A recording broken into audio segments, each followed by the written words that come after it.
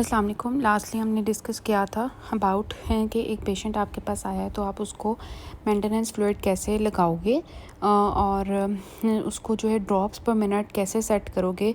एक normal 1 minute में आपने कितने ड्रॉप्स देने हैं और ये हमने कैलकुलेट करना सीखा कि कंटिन्यूस इन्फ्यूजन आपने चलानी है 1 घंटे के लिए, तो आप इसको कैसे कैलकुलेट करोगे पर मिनट और पर 24 आवर्स, ये हमने कैलकुलेट किया था।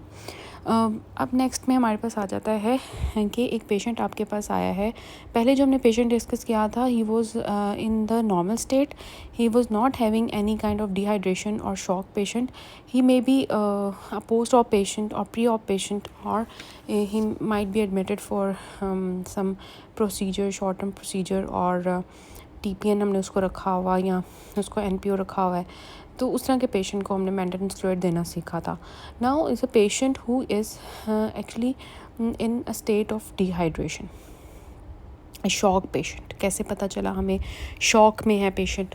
टैकीकार्डिया, हमने उसके वाइटल्स लिए, हमें टैकीकार्डिया मिला, हमें हाइपोटेंशन मिली, लेथार्जिक है पेशेंट, उसकी म्यूकस मेम्ब्रेन ड्राई हो गई है और उसकी संकन आइज़ हैं। हमने उसका जो है वो मे बी उसका जो स्पॉन्टेनियस ऑक्सीजन प्रेशर है वो ड्रॉप हुआ वो पल्स ऑक्सीमीटर पे, और मे बी उसके हमें पल्स फीबल मिलेगी। तो ऐसा पेशेंट जो है he is in state of fluid deficit. मतलब ये कि हम उसको सबसे पहले हमने उसका जो फ्लूइड लॉस हुआ है, शॉक में है पेशेंट, सबसे पहले जो फ्लूइड उसका डेफिसिट हुआ है, लॉस हुआ है, डिहाइड्रेट हुआ है, उस फ्लूइड को हमने सबसे पहले पूरा करना है। जब वो उसको पूरा हो जाएगा फिर हम उसको मेंटेनेंस पे लेके जाएंगे।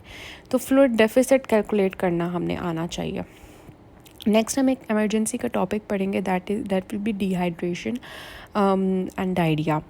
डायरिया का पेशेंट हम डिस्कस करेंगे। डायरिया के पेशेंट्स में भी हम इसको लेके जाएंगे कि अगर डायरिया इतना सीवियर है कि पेशेंट शॉक में चला गया है, सीवियर डिहाइड्रेशन है, तो फिर हम उसको ये थेरेपी इस तरह से लेके चलेंगे। ये डायरिया की भी मैनेजमेंट इसमें आ जाती है, शॉक की पेशेंट की मैनेजमेंट भी ऑलमोस्ट इसमें आ जाती है, और इस तरह से ये सीन है।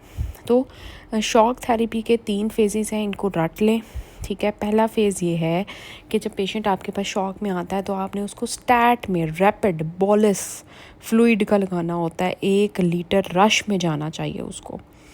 1 लीटर नहीं कह सकते, इसकी डोज़ होती है 20 ml पर kg।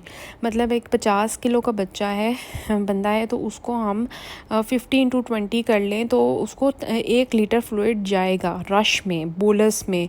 एक से मतलब जल्दी जाना चाहिए, 1 घंटे के अंदर जाना चाहिए उसका फ्लूइड, ठीक है।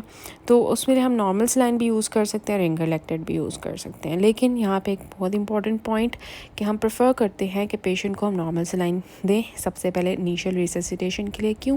क्योंकि नॉर्मल सलाइन जो बीपी रेज करता है वो रैपिड करता है as compare to Ringer lactate. Ringer lactate का फ़ायदा ये है कि रिंगर लैक्टेट के अंदर सीरम इलेक्ट्रोलाइट्स जैसे ही इलेक्ट्रोलाइट्स होते हैं। सो जब पेशेंट को हम इनिशियल रिससिटेट करेंगे विद नॉर्मल सलाइन, जब उसका बीपी स्टेबल हो जाएगा, पल्स स्टेबल हो जाएगी, फिर हम उसको रिंगर लैक्टेट बाद में देंगे ताकि उसके सीरम इलेक्ट्रोलाइट्स जो लॉस हुए हुए हैं डिहाइड्रेशन में किसी भी वजह से वो पूरे हो जाएं।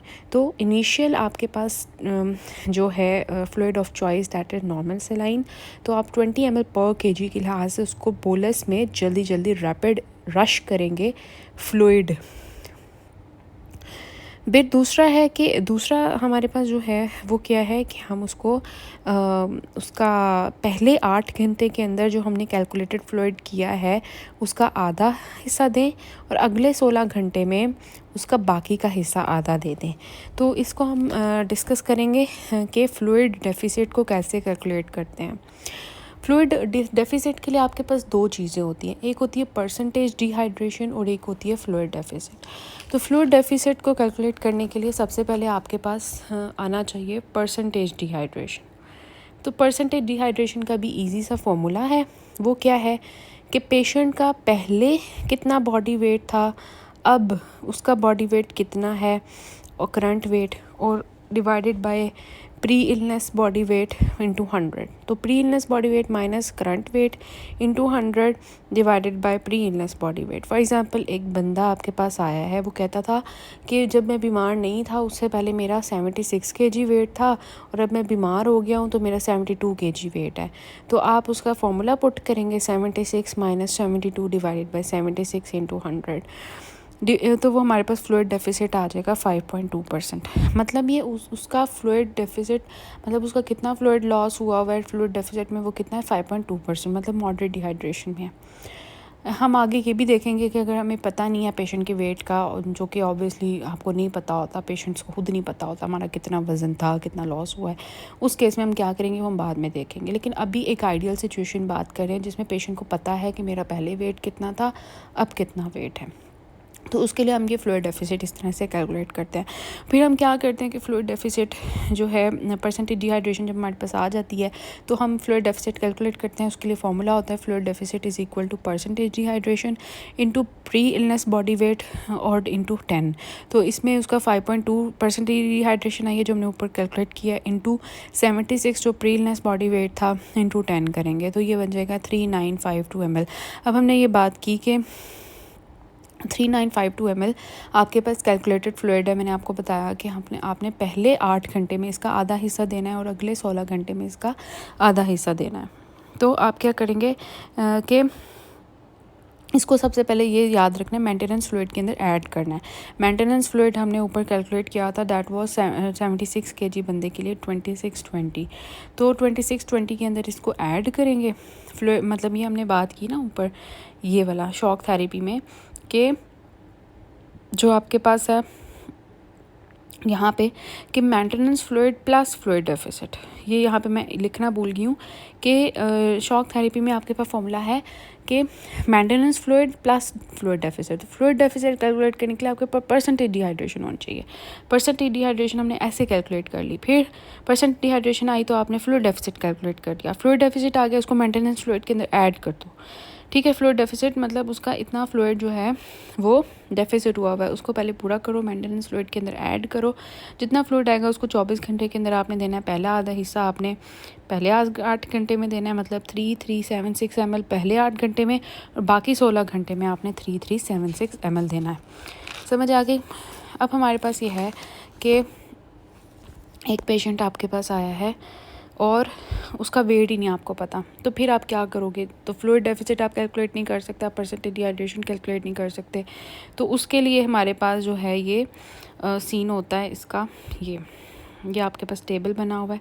सबसे पहले ये है कि पेशेंट आपके पास है, हमें कैसे पता चलेगा? ये सिम्टम से, उसकी हालत से पता चलेगा कि इसको कितना फ्लूइड डेफिसिट है। ठीक है, मतलब एक पेशेंट है आपके पास, नो डिहाइड्रेशन, ठीक है, मतलब वो अगर पेशेंट रेस्टलेस है, उसकी थर्स्ट इंक्रीज़ हुई हुई है, ओलिग्यूरिया है, उसको फीवर है, थोड़ा मार्क कर लेते हैं। ठीक है, अगर वो रेस्टलेस है, थर्स्ट है, उसको इंक्रीज़ हुई हुई है, ओलिग्यूरिया फीवर है, तो फिर उसकी जो है वो नो डिहाइड्रेशन में है, तो उसका फ्लूइड डेफिसिट 3 to 5% होगा। फिर एक पेशेंट आपके पास है, वो जो है ना क्या है, इरिटेबल है और माइल्ड उसकी टेंटिन, मतलब वो उसमें रेस्टलेस था, इसमें इरिटेबल हो गया। उसमें उसको ओलिग्यूरिया था, यहाँ पे भी ओलिग्यूरिया है। उसमें वो फीवर में था, इसमें वो कूल एंड पेल होगा, टैकीकार्डिया में होगा, संकन आइज होंगी, उसकी ड्राई म्यूकस मेम्ब्रेन होगी, उसकी जो कैपिलरी फिलिंग टाइम होगा, जो नेल्स को ऐसे प्रेस करके हम चेक करते हैं, वो 3 सेकंड से ज़्यादा होगा, उसके टीयर्स कम हुए होंगे, तो ये मॉडरेट डिहाइड्रेशन में है। तो इसमें फ्लूइड डेफिसिट 5 to 10% होता है।